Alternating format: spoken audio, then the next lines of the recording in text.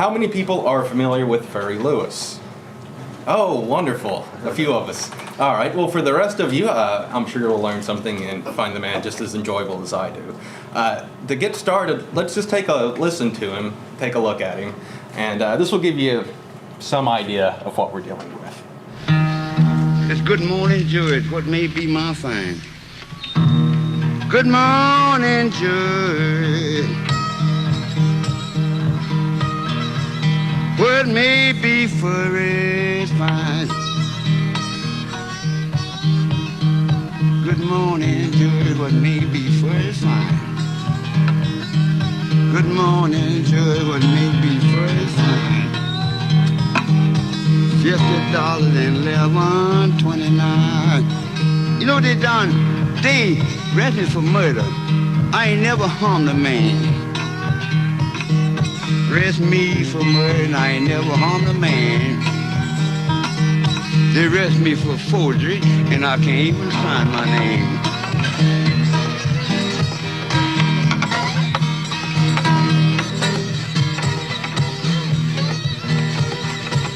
Arrest me for forgery and I can't sign my name.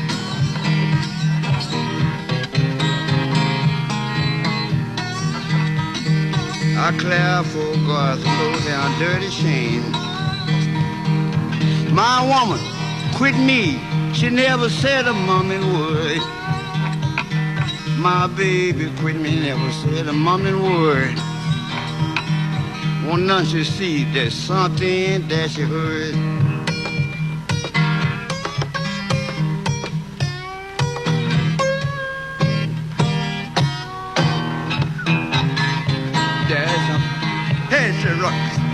But no, she see something that's heard. Put that there for me. Baby, you had no business treat me this way. You had no business treat me this way. Now I'm going back to Gary, and I'm going back there to stay. If my woman don't come just like a letter red, my baby don't come just like a letter red,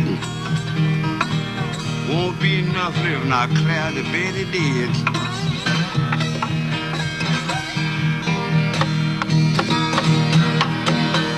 But I won't be enough.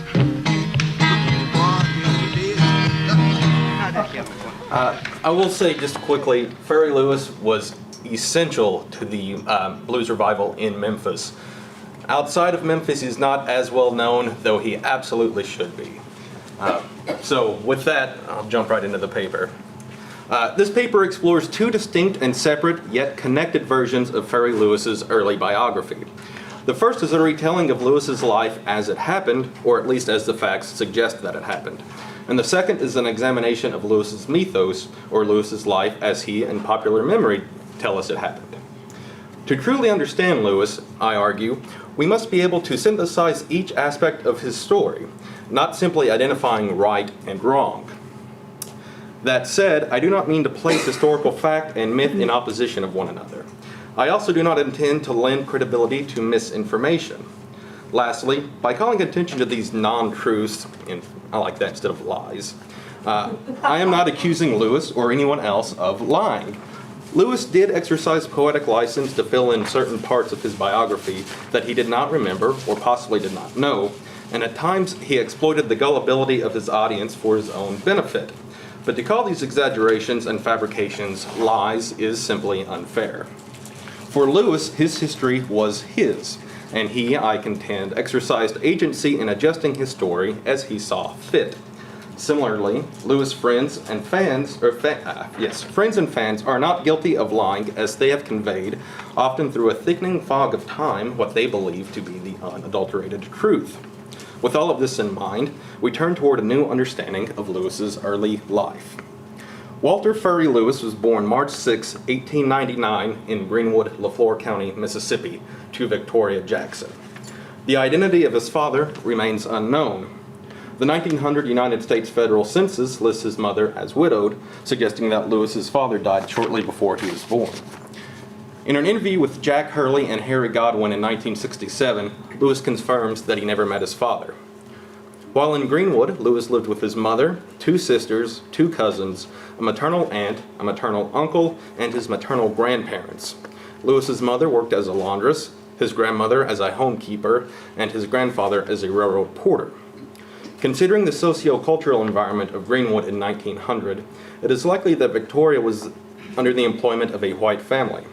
It is also likely that Lewis's grandfather worked for the Yazoo and Mississippi Valley Railroad Company, as the Y&MV operated the only station in Greenwood. If these assumptions are correct, the location of the Y&MV station in relation to the upper-class white families that employed African-American women as domestic workers suggests that the Jackson-Lewis household was located in or near Greenwood's Baptist Town neighborhood. Blues scholars will know that Baptist Town is where Honey Boy Edwards said that Robert Johnson lived right before he died, and where he was poisoned. At some point between 1900 and 1910, Victoria and her 3 children left Greenwood for Memphis. While the motivations for the move are unknown, it may be that a troubled personal or home life, perhaps in correlation with issues involving Lewis's father, served as the catalyst. Or perhaps the family left in search for a better life, with Memphis promising personal and financial gain. Whatever the circumstances, in 1910, Lewis was living with his mother, 2 sisters, and a boarder at 953 Peach Avenue, located just east of the center of downtown. This is now where the interstate comes into downtown Memphis. It is here that his interest in music began to develop. According to Lewis, he was inspired by fiddlers and guitarists that would just come around and serenade, he said, and play for cakewalking. Like many musicians of his time and place, Lewis began playing music by imitating others. In explaining his process for learning to play the guitar, Lewis said, quote, "If I go somewhere and look at a person's hands and hear him play and make a different tune, a different sound, and this and that, I couldn't go home and do that right away. But I kept that tune in my head. Sometimes just take my fingers, run down on one string, get the whole song out on one string, run up and down, stop at different places till it sounded good and until I could use the other 5. Lewis left Memphis at some point during the 1910s. In 1916, he was traveling through southern Illinois when a train accident resulted in the amputation of his left leg below the knee. In an interview from 1967, Lewis remembers the events surrounding his injury with clarity. According to Lewis, the accident occurred on a 20-mile stretch of track between DuQuoin and Carbondale, Illinois. It's hard to make out, but that's it, I promise. As the train he was aboard entered into a turn, he slipped while attempting to step from one freight to another. The misstep resulted in his left foot becoming entangled in the coupling mechanism connecting the cars. Lewis says a brakeman had to hold on to him to keep him from falling underneath the train, an action that certainly saved his life. As the train pulled into the station in Carbondale, Lewis recalls that a crowbar was needed to free him from the coupling mechanism. He was rushed to the hospital where he spent several months recovering from the ordeal. Upon his release, and after being fitted with a cumbersome metal prosthesis, Lewis returned to Memphis. Sometime after the accident, but prior to 1918, Lewis met Jim Jackson, a Memphis-based blues guitarist who toured the South as a member of a medicine show.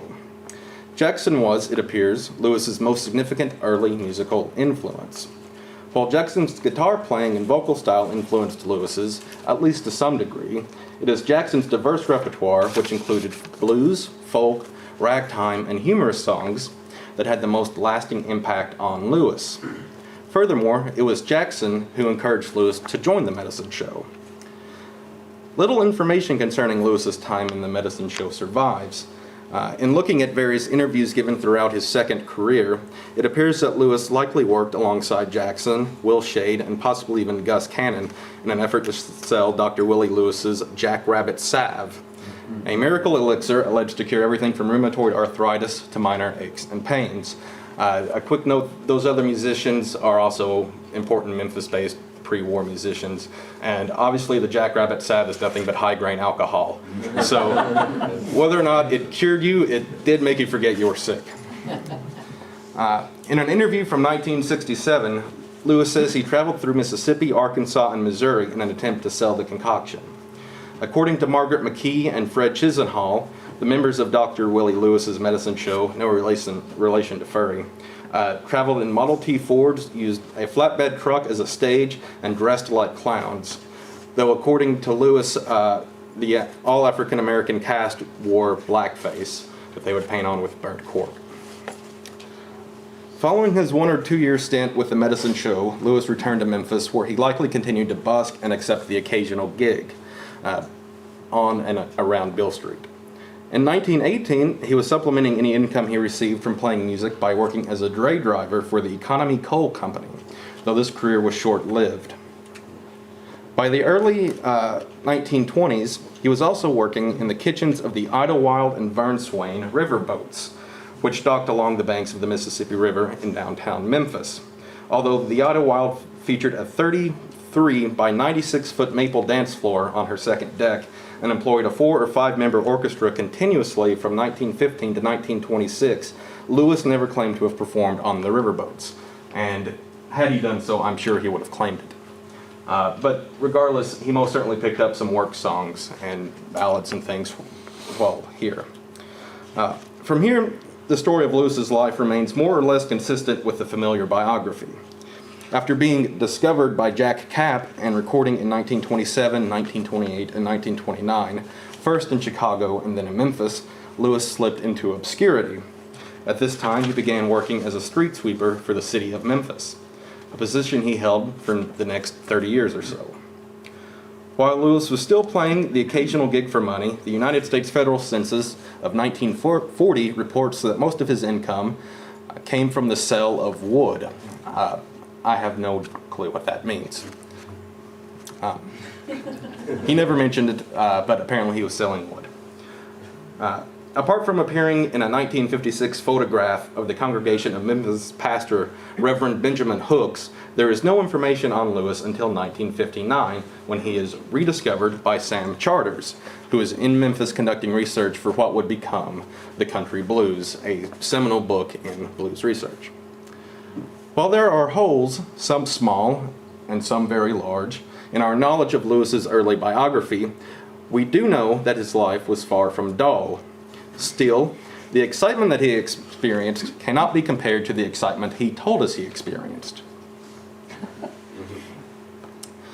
According to Lewis, he was born in 1893, 1894, 1895, 1896, 1898, 1899, 1900, 1908, and 1909. It goes without saying that this is historically inaccurate. Perhaps Lewis confused, forgot, or never knew his birth year, or perhaps he was aware of the advantages old age could bring to a man such as himself. For a blues musician during the blues revival, one's age was directly connected with one's historical significance, which was in turn linked with one's earning potential. By appearing older, he was able to claim more historically significant links to a bygone and romanticized era of the blues. We see here on his tombstone, which he didn't get until about 5 years after his passing. The date is 1893 for his birth year. I've determined that that was his oldest sister's birth year, not his. Like his birth year, many stories explaining the origins of the name Furry have been told. When asked how he acquired the unusual nickname, Lewis often responded vaguely and dismissively. Echoing what Lewis told Johnny Carson when he appeared on The Tonight Show, Sid Selvage wrote that Lewis's childhood friends were the first to call him Furry. Adding to this, a journalist from the Chicago Sun-Times wrote that Lewis, quote, got his nickname when he refused at age 7 to get a haircut, unquote. The writer of the Chicago Sun-Times does not provide a source for this information, but outside of the haircut scenario, he was not abnormally hairy. Regardless of its origin, the name Furry provided Lewis with an enviable degree of uniqueness. While there undoubtedly were many Bills who were big, many Sams who played washboard, many Sonny Boys, many musical reverends, and many musicians who were slim or blind or so tall they were compared to pine tops, there was only one Furry. As Lewis told Mark Seal of Rolling Stone, your name, quote, is proper only to you. And for Lewis, his name was part of his allure as well as part of his mystery. In addition to his origin and alias, Lewis, like all good mythological heroes, was reported to have superhuman abilities. Samuel Charters, in remembering his first meeting with Lewis, said Lewis, quote, no longer had a guitar and hadn't played much in 20 years. But when I asked if he could still sing and play, he straightened up and said, well, I'm better now than I ever was. Charters goes on to praise Lewis's ability to effortlessly recall and perform material on demand, material that, as Charters appears to have believed, Lewis had not played or even thought about in decades. In Charters' telling of this encounter, Lewis is painted as having preternatural musical abilities. Not only has he maintained his skills, we are told, but he has managed to improve his skills without practice. The most celebrated aspect of Lewis's mythology is his having played alongside W.C. Handy, the father of commercial blues. After all, a legendary and mysterious man requires equally impressive friends. Lewis also frequently said that Handy gave him his first real guitar. While Handy may have indeed supplied members of his handy bands with instruments on occasion, Lewis was very likely not a member of one of these bands.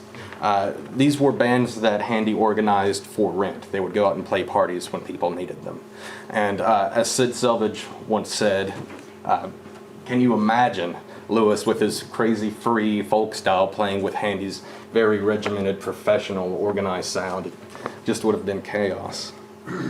If Lewis was ever given a guitar by Handy, he no longer owned it at the time of his rediscovery. More imaginative is Lewis's claim of being the first person to make a guitar out of a cigar box. In an interview from February 1967, Lewis tells Godwin and Hurley that he used a cigar box, a piece of board, 4 nails, and a screen wire to create his instrument. When asked how he learned to do this, Lewis said, quote, well, I brought that up. I started that. I really did. That's for real. During an interview with David Evans 2 years later, Lewis modifies his story, slightly changing the construction method and placing himself in Memphis, not Greenwood, Mississippi, as he had told Godwin and Hurley. During the same interview with Godwin and Hurley, Lewis continues the trend of musical-based myth-making by stating that he was the first person to play guitar with the use of a metal slide, as opposed to a knife blade or a bottleneck. I invented this, Lewis said, holding his slide up for Godwin and Hurley to see. I used to play with a bottleneck. I used to break a bottle and took the neck and play with that. But I discovered something that was better than that. It's my own makeup. It's like a conduit pipe. I just took a hacksaw and saw this off to that length. Lewis adds that he had been playing with a metal slide for 40-something years. According to Steve Levere, this actually is one of Furry's slides that he made. Steve allowed me to see it last summer when I went down to speak with him. You can see how small it is. I don't have monster hands and it barely gets on my finger. Lewis would also have us believe that he mentored a young Elvis Presley. In an interview with Evans from 1979, Lewis says, now there's that Elvis Presley. I used to tune his guitar for him. He was living right over here in Hurt Village, right there by Poplar and High. I used to tune Elvis Presley's guitar.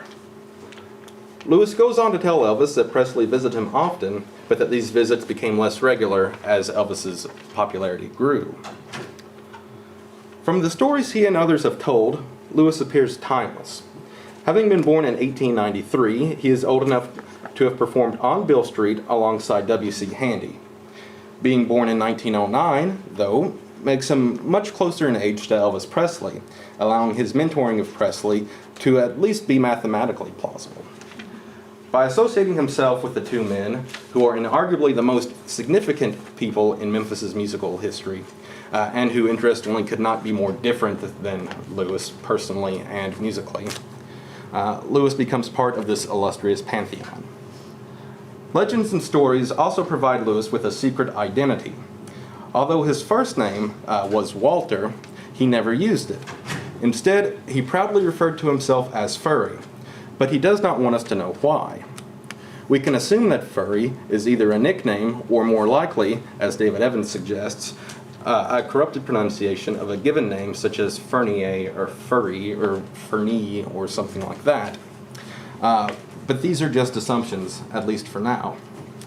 The mystery of Furry was and continues to be attractive for scholars and fans. Lewis, if I may get a bit silly, like Batman and Superman, created a public image behind which he could hide his pain. Furry was larger than life. He was gregarious, happy, and always performing. By contrast, his unmasked side struggled with severe alcoholism, chronic physical pain, and relationship problems. Finally, Lewis appears to be in possession of superhuman abilities. As Charter suggests, Lewis was capable of improving his musicianship without practice. As Lewis would have us believe, his ability to innovate was unrivaled, as exemplified by stories of his having created the cigar box guitar and pioneering the use of the metal slide. Later in life, Lewis is even able to convince audiences that his out-of-control theatrics, like fretting with his elbow and strumming the strings with his slide, were not antics at all, but in fact displays of virtuosity from a master technician.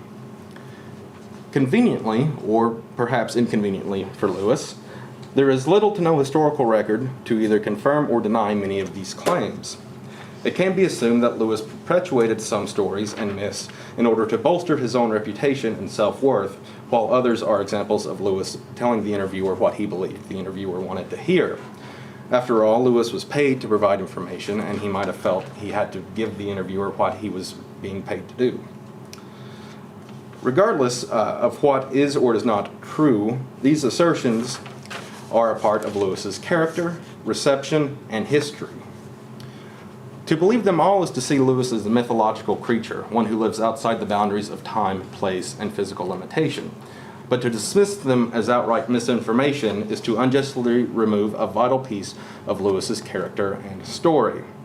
As we can see, an accurate understanding of Lewis, the real truth of Lewis, is more complicated than right and wrong, or history and fiction. Like Casey Jones or Stacko Lee, Lewis was a real person whose story has been manipulated to such a degree that reality and fantasy exist as part of the same whole. To understand the whole, one must first understand the parts. Thank you.